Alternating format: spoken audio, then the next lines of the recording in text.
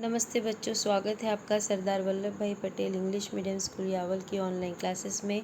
मैं हूं आपकी हिंदी टीचर तृप्ति पंकज पवार और आज हम पढ़ेंगे कक्षा 8वीं की छठी कविता जिसका नाम है ज़रा प्यार से बोलना सीख लीजिए, जिसके कवि है रमेश दत्त शर्मा।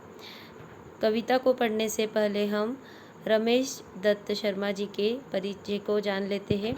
इनका जन्म 1939 को उत्तर प्रदेश के एटा में के चेलसर में हुआ। इनकी मृत्यु 2012 में हुई।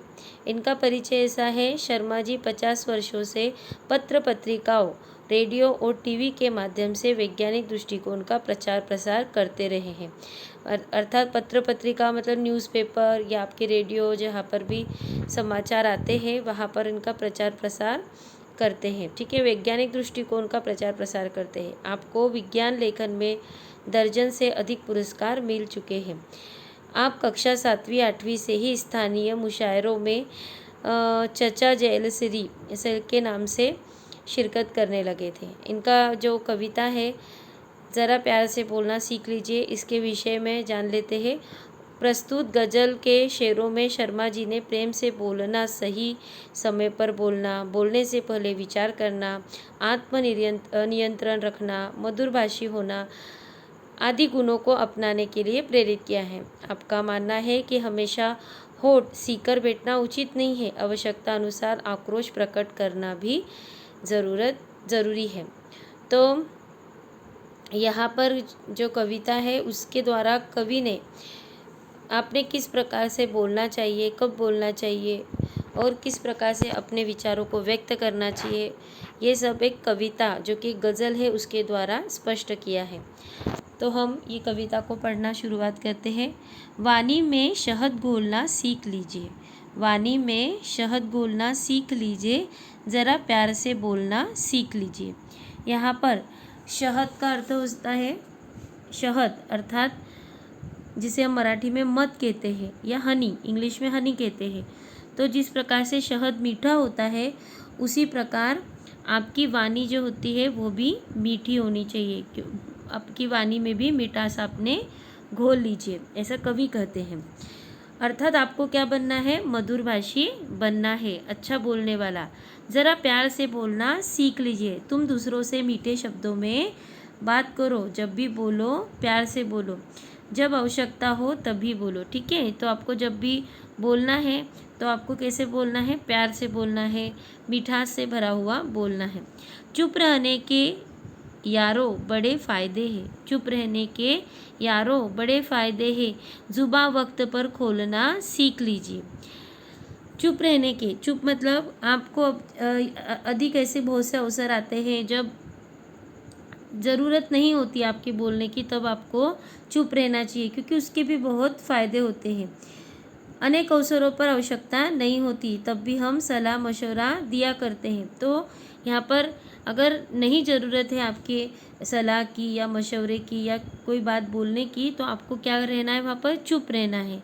जुबां वक्त पर खोलना सीख लीजिए, मतलब अगर आपको लगता है कि नहीं अभी हमें उचित समय है बोलने का तो ही बोलना चाहिए, तो वो वक्त आपको निर्धारित करते आना चाहिए कि किस समय आपको बोलना है और किस समय नहीं। आगे पढ़ेंगे। कुछ कहने से पहले ज़रा सोचिए, कुछ कहने से पहले ज़रा सोचिए, ख्यालों को खुद तोलना सीख लीजिए। तो यहाँ पर कवि कहते हैं कि किसी को कुछ कहने से पहले अपनी बात पर विचार करना और फिर बोलना।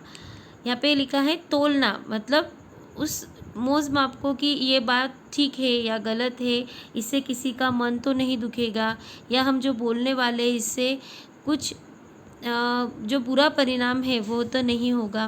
तो इस प्रकार से बात का विचार करके आपके ख्यालों में, ख्यालों का अर्थ होता है विचार, आपके विचारों को अपने अंतरात्मा में पहले तोलिए, उसका सही अनुमान लगाइए और फिर बोलिए। तो कुछ कहने से पहले हमें सोचना चाहिए कि क्या बात बोलनी है और क्या नहीं।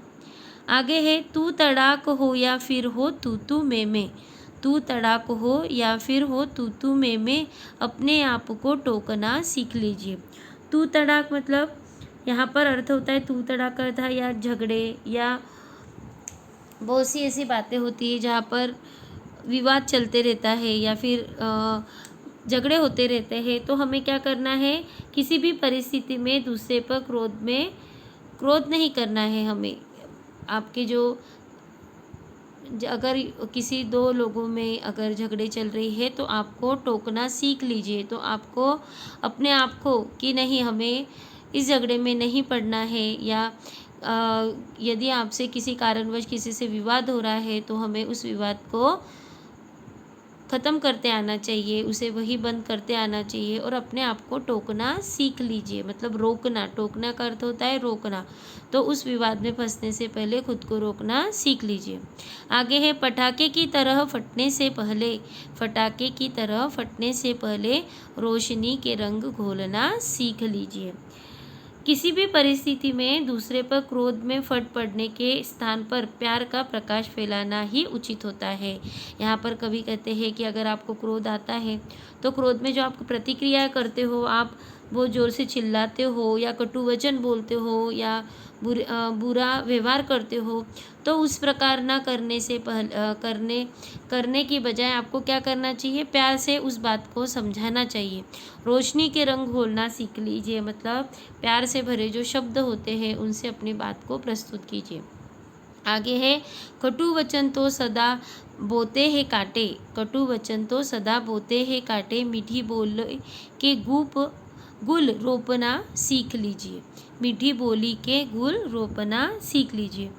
कवि कहते हैं कि कटु वचन से कांटे ही मिलते हैं, अर्थात कांटे का मतलब होता है दुख। यहाँ पर जो दुख को कांटे से निर्धारित किया गया है। अगर आप किसी को बुरी बात बोलते हो, कटु वचन बोलते हो, तो उससे क्या होता है, उसे सामने वाले को दुख ही पहुंचता है।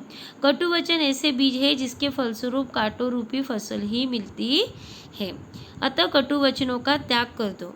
कभी भी कटु वचन या बुरे वाक्य मत बोलो जिससे कि दूसरे पर बुरा परिणाम हो।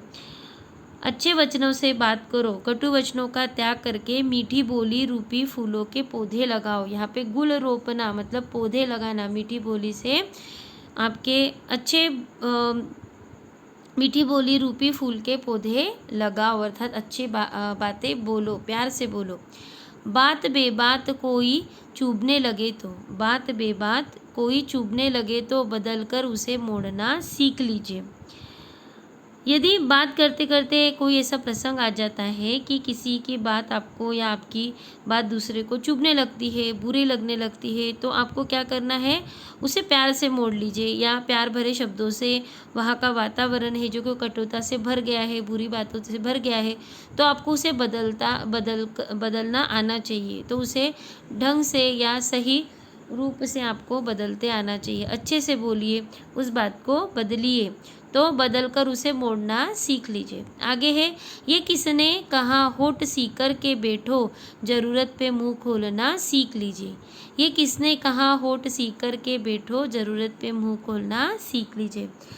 अंत में कवि कहते हैं कि ये पूरी कविता में ऐसा नहीं कह रहे हैं कि आप होठ सीखे या चुप बैठ जाइए, आप कुछ बोलिए मत। नहीं, ऐसा नहीं है। आपको ये बात का ध्यान रखना चाहिए कि हमें अनुचित बात पर होठ सीकर यानी चुप भी नहीं बैठना चाहिए। अगर कोई बुरी बात है, किसी पर अन्याय हो रहा है या अत्याचार हो रहा है, तो उसी समय आपको चुप रहना नहीं है, उस अन्याय के प्रति आपको बोलना चाहिए।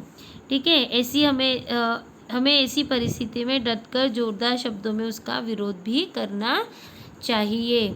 हमें कहाँ पर किस प्रकार की बातें बोलना है, किस प्रकार से अपने वचनों को प्रस्तुत करना है, और हमेशा अपने बातों को प्यार से बोलना चाहिए। तो रमेश दत्त शर्मा जी ने अपनी गज़ल के द्वारा इसी बातों को समझाने का प्रयत्न किया है। आशा करती हूँ कि आप इन सभी बातों को अपने जीवन में भी उतारेंगे। तो बच्चों, आज का जो आपकी कविता थी, ज़रा प्यार से बोलना सीख लीजिए, ये यही समाप्त होती है।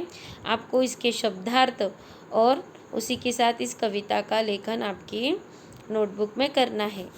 धन्यवाद।